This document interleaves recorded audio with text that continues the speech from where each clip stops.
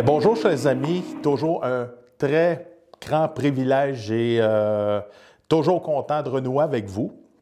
Et puis, en ce mercredi, le 28 août, j'espère que vous avez passé de belles vacances. J'espère que vous avez pu vous baigner, avoir un bon temps entre amis, en famille, un temps de communion fraternelle, tout ça. Et puis, je vous désire aussi souhaiter un très agréable retour à l'école de nos étudiants. Et puis, un très bon retour au travail. Et puis, je sais que la fête du travail approche dans quelques jours. Mais bon retour au travail et une bonne rentrée à tous. Donc, en ce mercredi, dans le cadre des capsules du mercredi soir du CCDM cette semaine, j'aimerais vous apporter une réflexion qui est au cœur de nos discussions, qui est au cœur depuis qu'on a donné notre vie à Jésus. Ça s'intitule « Non pas ce que je veux, mais ce que tu veux », qui n'est pas toujours facile à mettre en application, mais qui est si essentiel si on veut prospérer dans la vie chrétienne. Donc, pour cela, je vous inviterai à tourner, on ne le fera pas maintenant, mais je vous invite à aller lire dans le livre de Matthieu, chapitre 26, verset 39, et puis le thème central, la souveraineté de Dieu dans ses décisions. J'aimerais vous apporter quelques anecdotes bien personnelles à ça. Pour ceux qui ne nous connaissent pas, Joanne et moi, on a tenté d'avoir des enfants il y a quelques années passées. On a tenté par voie naturelle, ça n'a pas fonctionné. Au talent clinique de fertilité, ça n'a pas fonctionné. Et on nous a bien dit de ne pas s'acharner à tenter d'avoir des enfants. On a aussi tenté le coup d'adopter via la banque mixte de la DPJ sans succès, étant donné que nous, on habite dans la région de la Naudière, puis il y avait beaucoup de postulants, de familles qui postulaient pour adopter un enfant via la banque mixte, et puis on a privilégié des couples plus jeunes que nous. On était dans les plus âgés, même à l'époque. Et puis, cela, ça nous emmène à voir le verre soit à moitié plein ou à moitié vide. Soit qu'on aurait pu dire, bien, Seigneur, on va avoir des enfants, c'est biblique, c'est dans la parole de se reproduire et tout. Et c'est vrai, c'est biblique de se reproduire quand ça nous mentionne « Soyez féconds et multipliez-vous ». Absolument, ça a été légitime. Ou bien on avait le choix de prendre ça comme suit en disant « Écoute, Seigneur, ça fait mal, on pleure, il y a un vide qui demeure dans notre vie parce que c'était quand même un deuil à faire, mais tu es au contrôle, tu connais tout, d'éternité en éternité. Donc, Seigneur, on te fait confiance. » Et on a préféré, on a choisi ce deuxième choix-là, de dire, Seigneur, regarde, on a mal, on pleure, on a parlé avec des amis proches. Puis, parce que nous, on avait le linge, on avait préparé la chambre, on avait tout ce qu'il fallait, des bons emplois, un beau milieu de vie à offrir à un enfant. Puis, pouf, tout a tombé, les projets ont tombé à l'eau. Donc, on a dit, regarde, Seigneur, malgré tout, on choisit de te faire confiance pour notre vie. Puis, tu vas certainement nous utiliser à bénir d'autres personnes de manière diverse. Et aujourd'hui, on ne le regrette pas. Je vous avoue que moi, un petit peu plus que Joanne, ça m'arrive encore d'avoir de la peine de ne pas être père. Ceci étant, il y a le côté, puis je vais le développer un petit peu plus. Lorsqu'on demande de faire confiance à Dieu, on peut diviser ça en deux volets. Le premier, il y a le côté émotionnel où qu'on pleure, où qu'on a de la peine, où qu'on a un deuil à faire. Et je vous invite à ne pas retenir vos larmes quand vous en avez besoin. Ça fait partie du processus de guérison. Mais il y a aussi le volet qui est plus rationnel, de dire, Seigneur, je te fais confiance, je choisis de te faire confiance, et c'est un acte de foi que nous posons. OK? Donc, ça prend un savant équilibre des deux côtés, de dire, oui, j'ai mal, je pleure tout ça, mais à la fois, je te fais confiance. Et ça, on a besoin de l'aide du Saint-Esprit pour faire cette part des choses-là. D'accord? C'est un peu lorsque, quand que Jésus disait « Bénissez vos ennemis, bénissez ceux qui vous maudissent », tout ça. Émotionnellement, c'est impossible de le faire, mais rationnellement, le Seigneur Jésus nous exhorte de le faire. Et c'est un exercice qui est rationnel, parce que c'est pas inné, humainement parlant, de bénir celui qui nous maudit. Vous me suivez, j'espère. Donc, chacun d'entre nous, à un moment donné, dans notre marche avec Dieu, on a formulé des demandes à notre bon papa. Et ce, avec une foi insistante, que ce soit pour un emploi, que ce soit pour le désir de former une famille, comme je vous le témoignais, pour une guérison. On est insistant, puis au nom de Jésus, je suis guéri par la foi. Puis on demande avec insistance parce qu'on a une confiance en notre bon papa.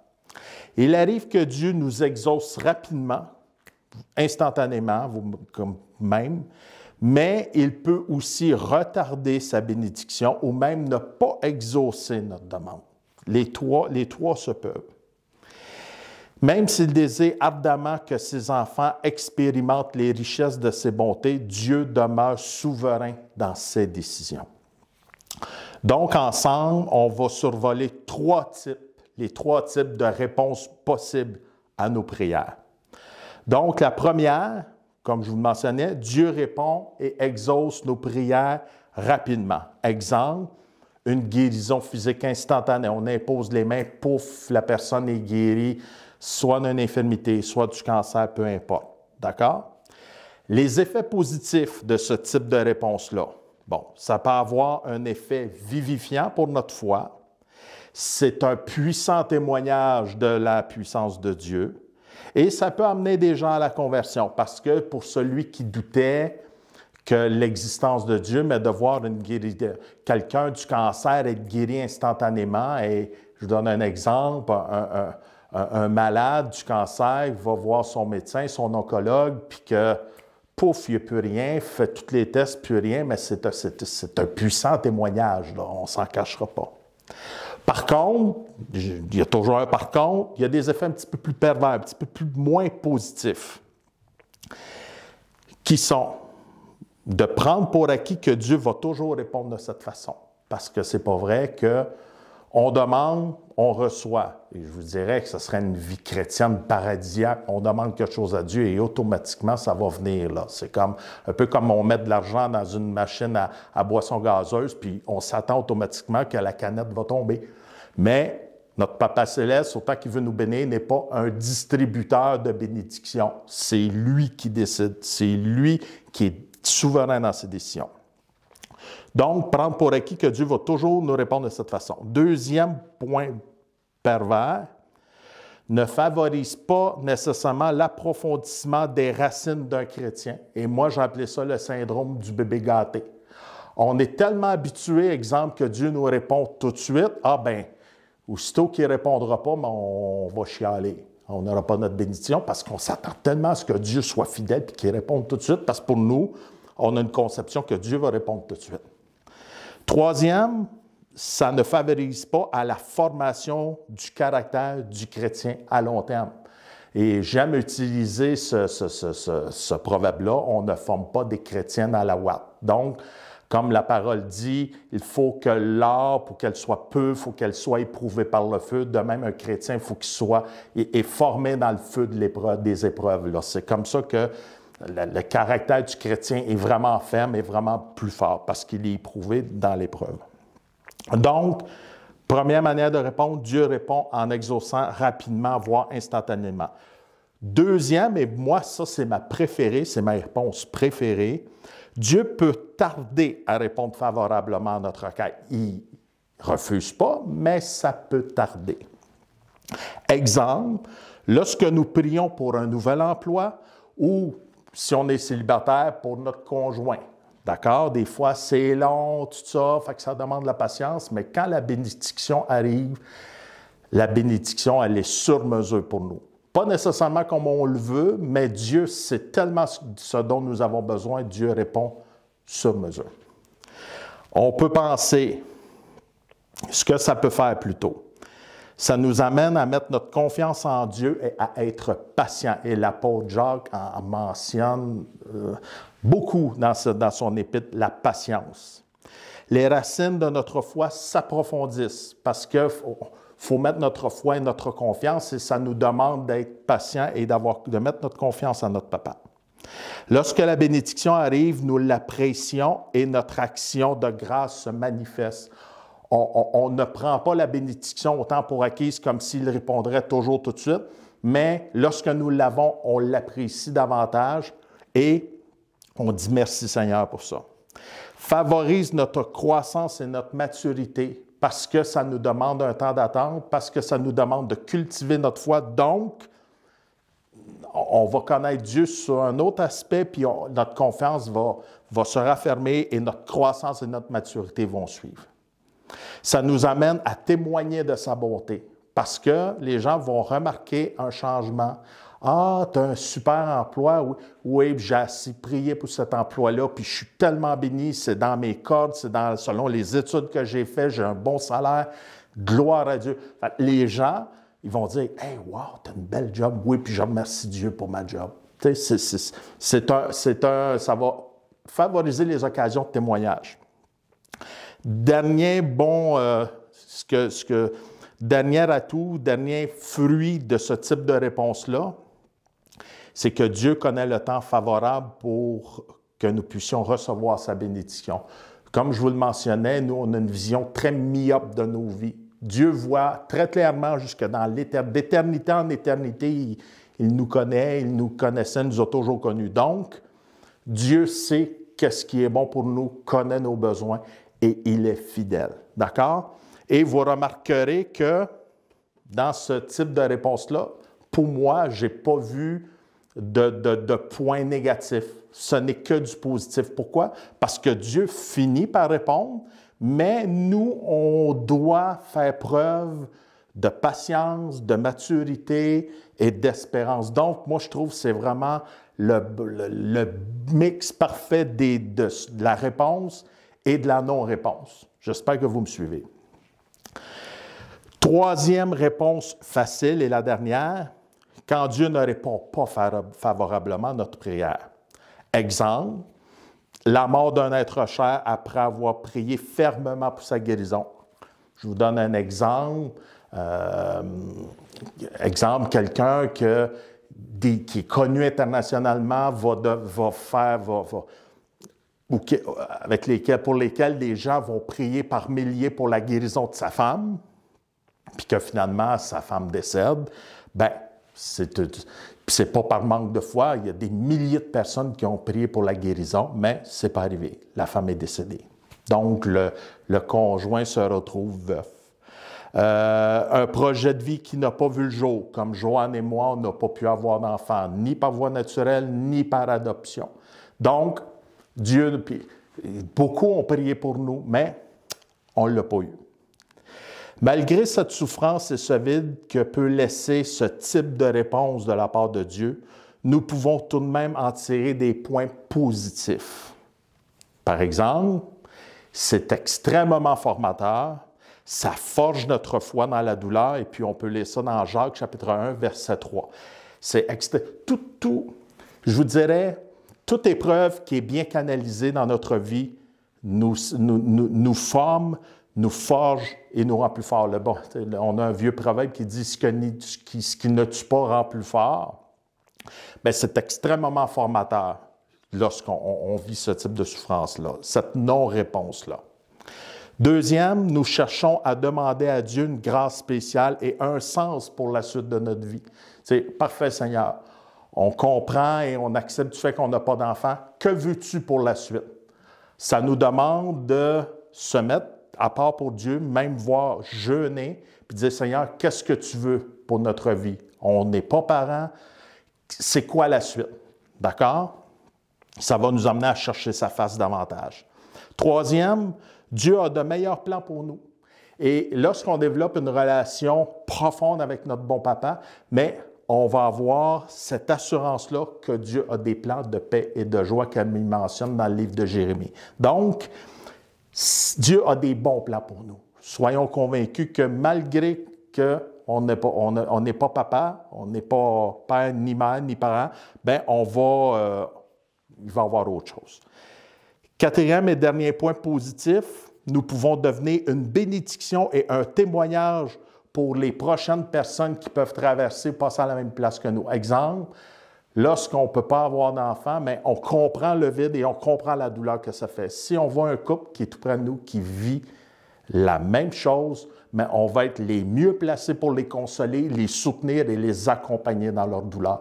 Et ce qui veut dire en soi qu'on va devenir des outils très précieux dans le coffre d'outils de Dieu. On va devenir ces outils, ces porte-parole, on va prier pour ces gens-là et on va utiliser les bons mots. Et ces gens-là, Dieu va travailler à travers nous pour les aider. Donc, c'est un des avantages de la non-prière et de la souffrance qui peut en résulter. Les 3 pièges qu'il faut éviter. Et ça guette tout le monde. Et l'ennemi peut souffler sur les braises pour que ça puisse s'enflammer, mais il faut vraiment demeurer vigilant là-dessus. Puis on peut lire ça dans Hébreux, chapitre 11, verset 1. Les 3 pièges. Le décrochage de la foi. C'est ça, Seigneur, je t'ai prié pour que ma femme guérisse, puis tu ne l'as pas guérie. Garde, pas besoin de toi dans ma vie. Bye. Décrochage de la foi. Le ressentiment. Le ressentiment, c'est beaucoup plus intense, mais il y a une haine qui se met en place, qui se consolide, Donc, ça, c'est un piège à éviter. Ça, je t'appelle ça un feu qui court un peu dans les murs. Là. Les murs sont chauds, on ne voit pas les flammes, mais on sait qu'il se passe quelque chose. OK? D'accord? Et il y a l'isolement. L'isolement, je vous dirais, c'est souvent un des précurseurs d'une dépression. Donc, ce qui est important de faire,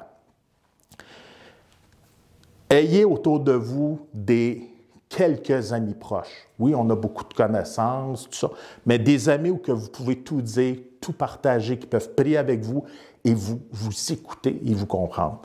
Et c'est important de parler, et c'est normal qu'on souffre. Dieu n'a pas répondu à des attentes que vous aviez, mais c'est important d'en parler. Pourquoi? Pour contrer l'isolement, pour contrer le ressentiment et vous encourager dans votre foi à ne pas décrocher. Malgré tout, des fois, on a besoin de quelques personnes de qualité autour de nous pour qu'on puisse continuer pour éviter ces 3 pièges-là. Et j'espère que vous me suivez bien. Donc, en conclusion, indépendamment de la façon dont Dieu répond à nos prières, il demeure toujours le même et a des plans de paix et de joie pour nous. En tant qu'être humain, nous avons une vision, comme je vous mentionnais, très myope. On ne voit pas loin des choses. Tandis que notre bon papa, lui, connaît toutes choses dans les moindres détails et éternellement. Bien entendu, le Seigneur veut partager avec nous ses richesses infinies, mais son désir premier est que nous apprenions à lui faire totalement, et on highlight le totalement, confiance, et qu'ainsi qu'on puisse devenir des adultes et des adultes faits et accomplis en Jésus-Christ et que nous soyons des serviteurs efficaces. Ne devenons pas des enfants gâtés, moi j'appelle ça des quémandeux de bénédiction. Ne devenons pas des enfants gâtés qui prennent la provision de Dieu pour acquise, mais à l'instar de Jésus. Et rappelons-nous, lorsque Jésus, on lit le passage où que Jésus a expérimenté la peur, il a dit, Seigneur, si c'est possible, éloigne cette coupe-là de moi, juste avant d'être crucifié. Mais il a rajouté, non pas ce que je veux, mais ce que tu veux. Donc, Jésus a mis de côté du fait qu'il était destiné à la croix. C'était son accomplissement ultime, c'était sa mission. Et il devait passer par là pour que vous et moi ayons le salut éternel. Mais il a expérimenté la peur et dans son humanité, parce que Jésus était divin et humain, bien, il a expérimenté ça. Mais à l'exemple de Jésus, on est comme réflexe de se dire en nous-mêmes, non pas ce que je veux, mais ce que tu veux, papa. Donc, sur ce, que Dieu puisse vous bénir abondamment, que Dieu puisse vous transformer et je vous encourage à développer ce réflexe-là. Et demeurez des nôtres avec ce magnifique chant qui va venir conclure de belle façon cette réflexion. Donc, que Dieu vous bénisse et à bientôt. Bye.